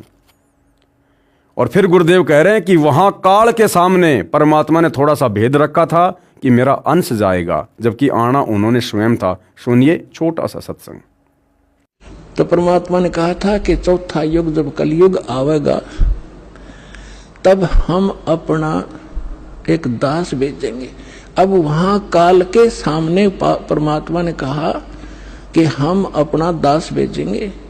और कबीर वाणी चैप्टर में परमात्मा ने धर्मदास जी से, जब धर्मदास जी घने चिंतित हो गए थे कि हे परमात्मा, आपने सतनाम और सारनाम गुप्त रख दिया और इसके बिना मोक्ष नहीं हो सकता। आपने मुझ किंकर के ऊपर दया करी दास पे और 42 वंश भी पीढ़ी बख्श दी, मेरी वंश चलेगा। तो हे परमात्मा, सारनाम और सतनाम बिना पार नहीं हो सकते, तो मेरे बच्चे कैसे पार होंगे? ऐसे कलेजा पकड़ के बैठ गया। परमात्मा ने सोचा भाई ये घना दुखी हो गया। तो परमेश्वर ने कहा कि सुन ले, काल ने क्या कहा था, 12 पंथ करूं मैं साजा, नाम तुम्हारा ले करूं आवाजा। 12 पंथ नाम जो लेगी, हमरे मुख में आन समोही। जाओ जोग जीत संसारा, जीवन माने कहा तुम्हारा। जीव तुम्हारा कहा न माने, हमारी ओढ़ हो बाद बखाने। अब इतना समय नहीं रहा, मैं वो सारे प्रमाण आज नहीं दिखा पाऊंगा आपको कि 12 पंथ कौन कौन से हैं। तो 12 पंथ, 12वां पंथ गरीबदास पंथ बताया है, लिखा कवि सागर में। तो परमात्मा ने कहा तू चिंता ना करे धर्मदास, जब 5500 वर्ष कलयुग बीत जाएगा तब या बिचली पीढ़ी आवेगी, और बिचली पीढ़ी तक ये ज्ञान और तत्व ज्ञान और सतनाम सारनाम कति गुप्त रखना है, नहीं तो काल के दूतों का हाथ लग जाएगा, मेरा सारा मिशन खराब हो जाएगा। तो परमात्मा ने देखा कि ये बिल्कुल चिंतित हो गया घना। तब परमेश्वर ने कहा धर्मदास, जब साची बताऊं तेरे हैं। तब धर्मदास ने कहा कि भगवान आज कितना अच्छा समय है, कलयुग स्टार्ट है सन 1398 में और 1512 तक है, और आज भी लोग ना मानते, और आप कह रहे हो आगे तो भयंकर कलयुग पैदा कर देगा, काल ऐसा जुल्म कर देगा, हाहाकार मच जाएगी, इंसान कृतघ्नी हो जाएंगे। तो उस समय कैसे पार होंगे? आज तो आप भी विद्वान हैं और फिर भी ना मान रहे ये लोग।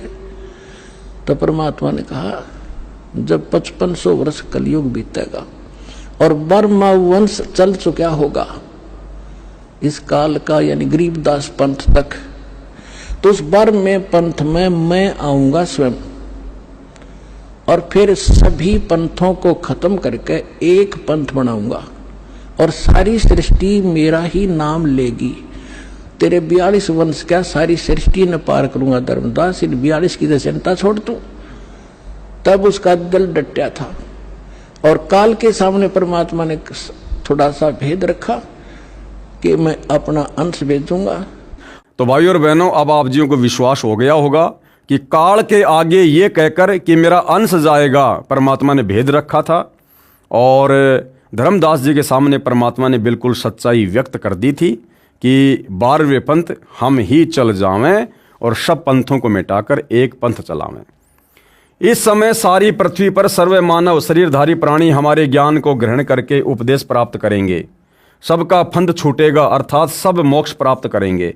कलयुग में घर घर में परमेश्वर कबीर जी की महिमा के बोध यानी ज्ञान की चर्चा होगी। सर्व मनुष्य सारा दिन व्यर्थ की बातों में व्यतीत न करके परमात्मा के ज्ञान की चर्चा करके पुण्य के भागी होंगे। हमारे भेजे गए अंश अर्थात धरती पर अवतार संत रामपाल जी महाराज जी की ओर संकेत है, यानी लेखक के अपने विचार हैं। उनसे सतनाम जो 2 अक्षर का है, जिसे सतनाम भी कहते हैं, प्राप्त करके जाप किया करेंगे। ये प्रचार सब ठोर अर्थात संपूर्ण विश्व में होगा। संपूर्ण विश्व सतनाम का जाप किया करेगा। मेरा ये वचन, कबीर परमात्मा कह रहे हैं कि मेरा ये वचन उस समय सत्य होगा जिस समय कलयुग 5505 वर्ष बीत चुका होगा। कलयुग इतना समय बीत जाने के पश्चात सर्व मानव परम पुरुष अर्थात परम अक्षर ब्रह्म के पद अर्थात अमर स्थान को उनकी यथार्थ भक्ति विधि को जानेंगे तथा अपना कल्याण करवाएंगे।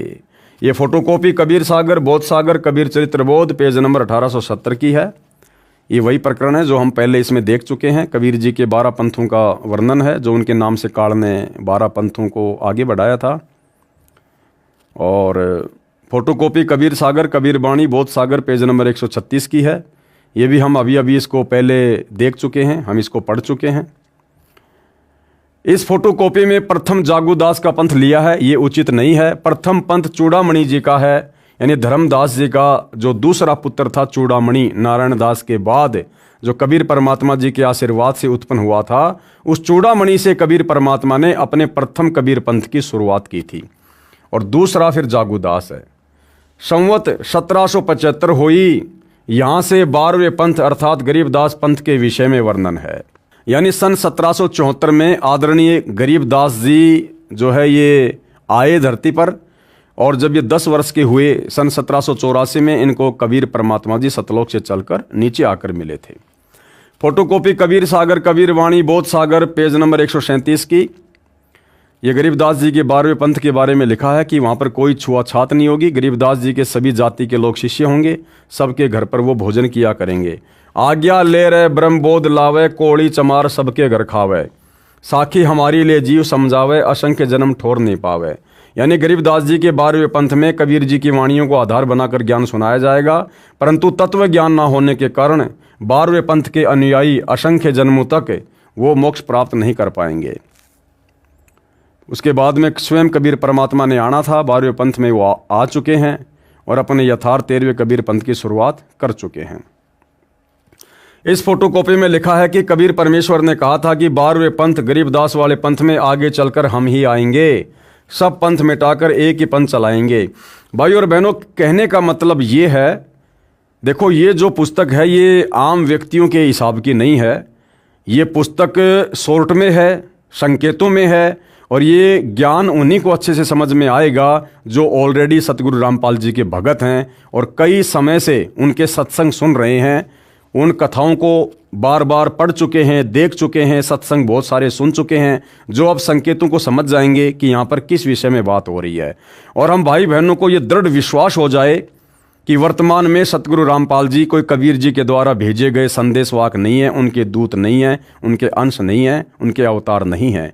संत रामपाल जी स्वयं कबीर परमात्मा है। क्योंकि भाई और बहनों, भक्ति विधान के अनुसार जब तक हम अपने गुरु को कबीर जी नहीं मानेंगे मन कर्म वचन से, हृदय से, आत्मा से, तब तक भाई और बहनों हमारा मोक्ष नहीं हो सकता। चाहे हम कबीर भगवान की गोद में क्यों न जाके बैठ जाएं। और असंख्य युगों से हम भाई बहन यही धोखा खाते आ रहे हैं। 650 साल पहले भी हमें कबीर परमात्मा मिले, हम उनके अनुयायी बने, यही भक्ति उन्होंने दी, यही सत्संग सुनाया, यही मंत्र दिए, फिर भी हम पार नहीं हो पाए। क्यों? क्योंकि हमने कबीर जी को केवल एक संत मान लिया, गुरु मान लिया, हमने उनको परमात्मा के रूप में स्वीकार नहीं किया, जिस कारण से स्वयं परमात्मा होते हुए भी और हम उनकी शरण में होते हुए भी मोक्ष प्राप्त नहीं कर पाए। तो हम अब इस कलयुग की पिछली पीढ़ी में मोक्ष के प्राइम टाइम में धोखा ना खाएं, उस गलती को पुनः ना दोहराएं। इसके लिए सतगुरु रामपाल जी ने हमें शिक्षित किया, धर्मशास्त्रों से परिचित करवाया, हमें तत्व ज्ञान दिया, मूल ज्ञान दिया, बार बार उसको रिपीट करवा रहे हैं ताकि हमारी आत्मा ये स्वीकार कर ले कि संत रामपाल जी स्वयं कबीर भगवान हैं और एक संत रामपाल जी के अलावा हम 100 में भी किसी अन्य की पूजा ना करें इष्ट मानकर। यानी अब जिसे दुनिया कबीर समझ रही है, वो दाढ़ी मूछ वाली फोटो, हम उसको भी बहिष्कृत कर दें। उस फोटो का वर्तमान भक्ति जीवन में कोई महत्व नहीं है। वो फोटो हम वर्तमान के सतगुरु रामपाल जी के भक्तों के घरों में नहीं होनी चाहिए। उस फोटो पर हमारा कोई विशेष चिंतन, कोई ध्यान नहीं होना चाहिए। उस फोटो में हमारी किसी प्रकार की कोई श्रद्धा, कोई भावना नहीं होनी चाहिए, क्योंकि वर्तमान में उस फोटो वाला कबीर साक्षात सतगुरु रामपाल जी के नाम से प्रकट है। और कहते हैं एक सादे सब सदै, सब सादे सब जाए, और माली सींचे मूल को फले फुले अगाए। और फिर भी जो नादान आत्माएं गुरु को और कबीर को अलग अलग मान रही हैं, संत रामपाल जी को और कबीर जी को अलग अलग मानती हैं, तो उनके लिए स्वयं परमात्मा कहते हैं कि गुरु और गोविंद दो नहीं भाई, जब तक दो समझोगे दो जग में जाई। अगर अपने गुरु के अलावा तुम किसी और में कबीर परमात्मा देख रहे हो, उस दाढ़ी मूछ वाली फोटो में, तो परमात्मा कहते हैं गुरु की शरण में आने के बाद भी तुम नरक में जाओगे, तुम्हारा मोक्ष नहीं हो पाएगा। कबीर परमेश्वर ने कहा था कि 12वें पंथ गरीबदास वाले पंथ में आगे चलकर हम ही आएंगे, तो ये झूठ नहीं हो सकता। परमात्मा ने बोल दिया परम सत्य है, साधु बोले सहज स्वभाव, साधु का बोलिया मिथ्या न जाए। और संत वचन पलटे नहीं, चाहे पलट जाए ब्रह्मांड। तो स्वयं परमात्मा धरती पर आ चुके हैं। सब पंथ मिटाकर एक पंथ चलाएंगे, यही प्रमाण कबीर सागर शौशम बोध सागर के पेज 171 पर भी है। परमेश्वर कबीर जी के प्रतिनिधि संत रामपाल दास जी महाराज हैं। ये लेखक की ज्ञानहीनता है जिसके ऊपर बार बार दास को बोलना पड़ रहा है। संत रामपाल जी कबीर जी के प्रतिनिधि नहीं हैं। कबीर जी कोई बालक नहीं है, कबीर जी कोई बेचारा लाचार बेबस नहीं है जो उन्होंने अपने कार्य के लिए किसी और को भेजना पड़ेगा। कबीर जी सशरीर हैं, साकार हैं, समर्थ हैं, निर्विकार निर्दोष परमात्मा है। उन्होंने छुपके रहने की आवश्यकता नहीं इस काल की तरह। ये काल स्वयं नहीं आता, ये काल अपने अंश अवतार भेजता है। क्यों? क्योंकि काल को श्राप लगा हुआ है। इसको शर्म आती है अपना भूंडा चेहरा सबके सामने लेकर आने में, इसलिए ये अपने अंश अवतार सर्जन करता है। लेकिन कबीर परमात्मा विश्व में सर्वश्रेष्ठ, समर्थ और अति सुंदर परमेश्वर हैं। उनके समान सुंदरता संसार में सृष्टि में किसी की नहीं है। वो परमेश्वर समर्थ है, सर्वशक्तिशाली है, सर्व सिद्धियों का स्वामी है। वो एक क्षण में जो चाहे सो कर दे। इसलिए उस कबीर परमात्मा ने सतलोक से किसी और को भेजने की आवश्यकता नहीं पड़ती। समर्थ का काम उसी को साजे और करे तो मूर्ख बाजे। सतगुरु सुंदर रूप अपारा, सतगुरु 3 लोक से न्यारा। सतगुरु कबीर जी काल की तरह काले कलूटे नहीं है, ओछे माथे वाले नहीं है, लंबे दांत वाले नहीं है। सतगुरु सुंदर रूप अपारा, यानी सतगुरु कबीर जी के अलावा संसार में कोई भी दूसरा सुंदर नहीं है। यानी सतगुरु रामपाल जी कह लीजिए, कबीर जी कह लीजिए, इनके बराबर तेज, नूर, आभा संसार में किसी और की नहीं है। लेकिन ये परमात्मा अपनी सतलोक वाली आभा को कम करके, हल्का करके, हम मनुष्यों की तरह दिखाई देने वाले शरीर को धारण करके ये परमात्मा फिर यहाँ प्रकट होते हैं, अपना ज्ञान समझाते हैं। फिर आगे चलकर उनके तत्व ज्ञान को आधार बनाकर ही समझा जाता है कि सतगुरु रामपाल जी कौन हैं। तो भाइयों और बहनों, कहने का एक ही मतलब है, 100 बातों की एक बात। अब सतगुरु रामपाल जी को मानुष समझने की गलती ना करो कि गुरु मानुष कर जानते वो नर कहिए अंध, ओए दुखी संसार में आगे काल के फंद। उनके भगत होने के बावजूद यदि हमने उनको मानुष की कैटेगरी में लिया और मानुष की कैटेगरी में लेने का मतलब है संत रामपाल जी के अलावा यदि आप दाढ़ी मूछ वाले कबीर की फोटो को पूज रहे हैं, घर में रख रहे हैं, दरबार में रख रहे हैं, उसका प्रकट दिवस मना रहे हैं, तो आप अपने गुरु को मानुष मान रहे हैं। और ऐसा व्यक्ति चाहे कितने वर्ष साधना कर लो, आजीवन साधना कर लो, अंत में कुत्ते की योनि में जाएगा। खुद परमात्मा कहते हैं, गुरु को मानुष जो गिने करे चरना अमृत को पान, ते नर नरक में जाएंगे और जन्म जन्म बने सवान। सवान यानी कुत्ता बनेगा वो भगत है। गुरु की शरण में आने के बाद भी जो अपने गुरु के अलावा किसी और में कबीर को देखकर उसमें श्रद्धा बनाएगा। तो लेखक की यह नादानी है जो संत रामपाल जी को यानी अपने गुरु को परमेश्वर कबीर जी का बार बार प्रतिनिधि कहकर संबोधित कर रहा है। कबीर परमेश्वर जी ने कहा था, यह मेरा कथन उस समय सत्य होगा जब कलयुग 5505 वर्ष बीत चुका होगा। पुस्तक हिमालय तीर्थ जो शंकराचार्य द्वारा लिखी है, इसके पेज नंबर 42 पर कहा है कि आदि शंकराचार्य का जन्म कलयुग के 3000 वर्ष बीत जाने पर हुआ था। पुस्तक ज्योतिर्मय ज्योतिर्मठ के पेज नंबर 11 पर लिखा है कि आदि शंकराचार्य का जन्म ईसा से 508 वर्ष पूर्व हुआ था। इस प्रकार 2000 सन को कलयुग 5508 वर्ष बीत चुका है। अब गणित की रीति से जानते हैं कि 5505 कलयुग कौन से वर्ष में आता है। सन 2000 को ईसा जी के जन्म को 2000 वर्ष बीत गए। इससे 508 वर्ष पूर्व आदि शंकराचार्य जी का जन्म हुआ। पुस्तक हिमालय तीर्थ के अनुसार कलयुग के 3000 वर्ष बीत जाने पर आदि शंकराचार्य जी का जन्म होना कहा है। इस प्रकार सन 2000 को कलयुग 3000 प्लस 2000 प्लस 508 यानी 5508 वर्ष बीत चुका है। कलयुग का 5505 वर्ष कौन से सन में पूरा होता है? सन 2000 को कलयुग 5508 वर्ष बीत चुका है। सन 1999 को 5507, सन 1998 को 5506 और सन 1997 को 5505 वर्ष बीत चुका है। आप जी को याद रहे कि संत रामपाल दास जी महाराज ने अपने प्रवचनों में कहा है कि फाल्गुन सुदी एकम विक्रमी संवत 2054 सन 1997 को दिन के 10 बजे परमेश्वर कबीर जी मुझे मिले तथा सारनाम को प्रदान करने का उचित समय बताकर तथा सारनाम दान करने का आदेश देकर अंतर्ध्यान हो गए। भाई और बहनों, ये परमेश्वर की एक गुप्त लीला है, एक रहस्यमयी लीला है ये। अन्यथा संत रामपाल जी अपने प्रवचनों में, अपनी पुस्तकों में जो भी बात रखते हैं वो सबूतों के साथ में रखते हैं, प्रमाणों के साथ में रखते हैं। एक एक बात के 10-10 प्रमाण देते हैं। लेकिन भाई और बहनों, सन 1997 में कोई कबीर परमात्मा संत रामपाल जी को दिन के 10 बजे आकर मिला, इस बात का प्रमाण आपको ना सतगुरु जी की पुस्तकों में मिलेगा, ना उनके सत्संगों में मिलेगा। ये परमेश्वर की गुप्त लीला का एक पार्ट है, जो पार्ट साथ संगति से जुड़े भाई बहनों को तो समझ में आ रहा है और बाकी भाई बहनों को भी उसी समय समझ में आएगा जब आप साथ संगति से जुड़ेंगे और साथ संगति के वीडियो देखेंगे। कबीर परमेश्वर जी द्वारा अवतार धारण करने का समय। संत कबीर वचन अथ सवसम वेद की स्फुट वार्ता चौपाई, फोटोकॉपी कबीर सागर बोध सागर सवसम वेद बोध पेज नंबर 171 की है। दोहा, 5000 अरु 500 जब कलयुग बीत जाए, महापुरुष फरमान तब जग तारन को आए। इस वाणी को सत्य साबित करने के लिए सतगुरु रामपाल जी ने स्वयं को छुपाते हुए ये बात कही है कि भाई 1997 में मुझे दिन के 10 बजे सतलोक से चलकर कबीर परमात्मा मिले, केवल इस वाणी को सत्य साबित करने के लिए। अन्यथा सतगुरु रामपाल जी स्वयं ही कबीर परमात्मा हैं, इनको और कबीर आकर नहीं मिलने वाला। आगे चलते हैं। ये फोटोकॉपी पवित्र पुस्तक कबीर सागर के अध्याय सवसम वेद बोध अर्थात सूक्ष्म वेद बोध सागर के पेज नंबर 171 की है। परम पूज्य कबीर परमेश्वर जी ने कहा है कि जिस समय कलयुग 5500 वर्ष बीत जाएगा, उस समय महापुरुष मेरी आज्ञा से विश्व उद्धार के लिए प्रकट होगा। वह महापुरुष सतनाम का भेदी होगा, वह अधिकारी होगा। जबकि भाई और बहनों, सतगुरु रामपाल जी तो 1997 से पहले ही ये सतनाम दे रहे हैं, सारनाम भी दे रहे हैं। उनको सतनाम के भेद का भी पता था, उनको सारनाम के भेद का भी पता था।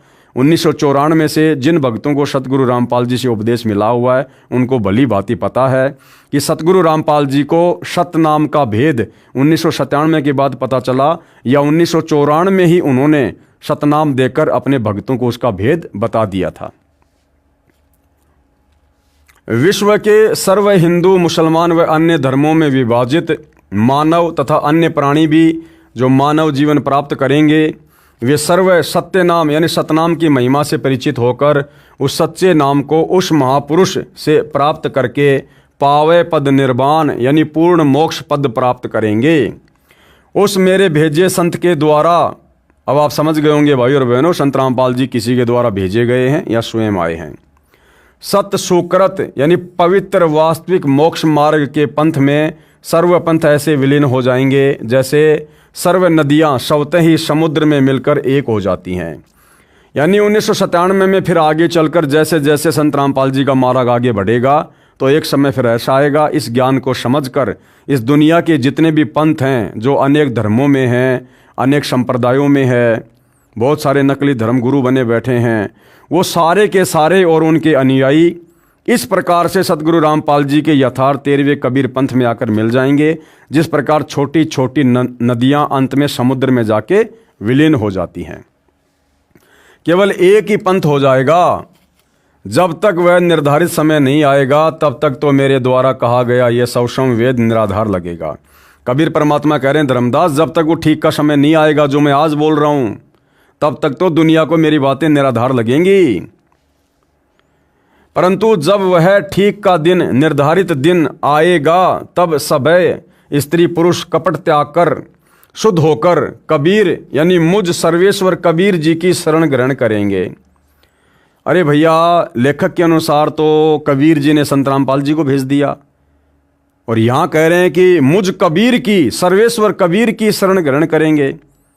तो शरण तो उसकी ग्रहण की जाती है जिससे उपदेश लिया जाता है। तो उपदेश तो दुनिया सतगुरु रामपाल जी से ले रही है, आगे भी उन्हीं से लेगी। तो वो सर्वेश्वर महेश्वर परमात्मा कौन हुआ? दुनिया जिसकी शरण में आएगी, स्वयं सतगुरु रामपाल जी।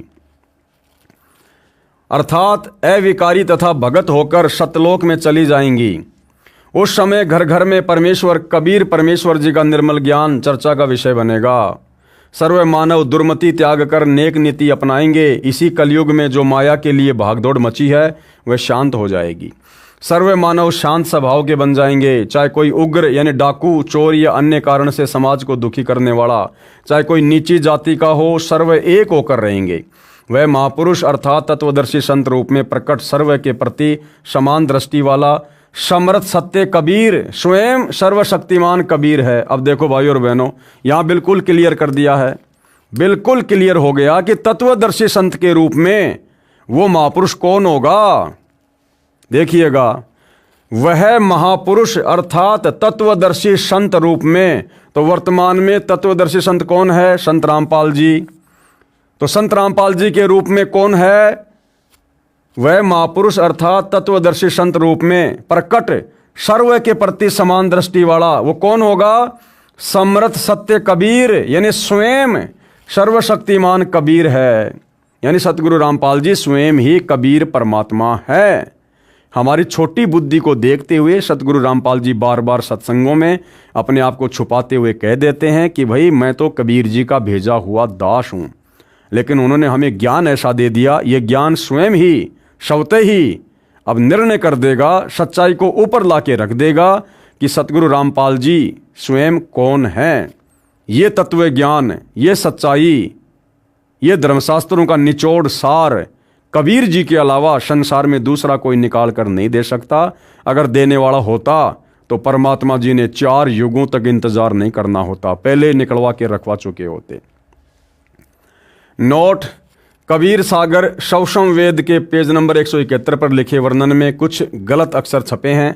जैसे छपा है ठीके को तिथिवार, इसका शुद्ध इस प्रकार है ठीक का तिथिवार यानी निर्धारित समय आने पर। ठीक का अर्थ होता है समय निर्धारण करना। जैसे कहा जाता है कि उस व्यक्ति ने रुपए लौटाने की ठीक कब की रखी है, यानी ठीक का समय पैसे वापस लौटाने का कब का रखा है, अर्थात रुपए लौटाने का समय क्या निर्धारित किया है। ठीक का दिन अंत ये अशुद्ध है, ठीक का दिन आवंत शुद्ध इस प्रकार है ठीक का दिन आवंत। जब वो ठीक का दिन आएगा 1997 वाला, उसके बाद जब वो ज्ञान शिखर में जाएगा, उसके बाद फिर ये जो सतज्ञान है ये घर घर में पहुंचेगा।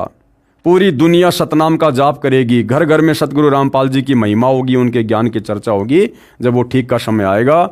और वो ठीक का समय भाई और बहनों बहुत नज़दीक है। 2028 के बाद, युग परिवर्तन के बाद घर घर में केवल इन्हीं की भक्ति, इन्हीं की पूजा होगी।